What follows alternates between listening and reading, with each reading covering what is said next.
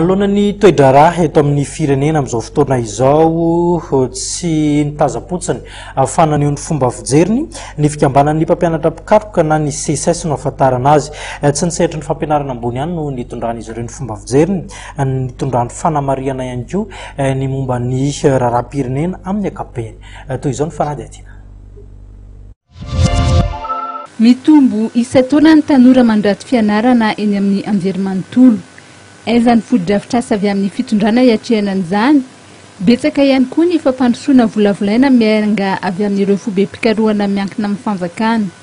Araky ny fanambarana izay navoakan'ny CSS omaly, voaporofo ankehitriny fa natao ankilabao ireo université sy fobe-pikarohana miankina amin'ny fanjakana satria dia mitazapotsiny ny fitondrana manoloana ny fakaron'olona ankeriny ny tanin'izy ireo. Aiza ny teti-bola fampandehanan-draharaha 3 volana fahatelo sy fahaefatra taona 2024 avy amin'ny fitondrana mahefa fa mandalo fahasahiranana tanteraka ireo université sy fobe-pikarohana miankina amin'ny fanjakana. Nanambara ihany koa ny CSS fa tanidomondoza ny tontolon'ny fandriampahalemana sy ny fampiarana ny tany-tandalana satria manampitrotraka ny tsy fahatokisan'ny vahoaka maro anisaintsony anireo tandroka aron'ny vozony izay lasa mampitatra ny endrika fitsaram-bahoaka saika manerana ny nosy dia mifamono sy mifandatsakaina ny sampitandro filaminana. Sady manimba ny ason'ireo natao ho an'ny tanindrazana izany rehetra izany no mitarika ihany koa tsy fitoniana indrindra ho an'ireo malemy sy marefo.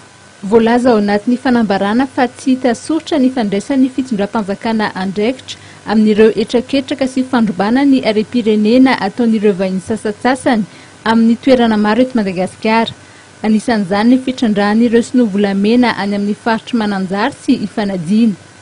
Manontany tena ny CSS raha misy firaisana tsy kombakomba amin'ireo mpitondra ambony sy ny mpitrandraka na koa fahazahoana tombotsoa manokana ho tambon'izany fandrobana firenena izany. Nambaran'izy ireo fa natao hikatsaka izay fomba rehetra analefahana sy anamavanana ny fahasahiranam-bahoaka ny mpitondra eo amin'ny firenena iray fa tsy sanatria ho mpanilika andraikitra amin'ny hafa sy ho mpanomevahana ireo olobitsy mampitombo ny volany amin'ny famotrinan'ny firenena.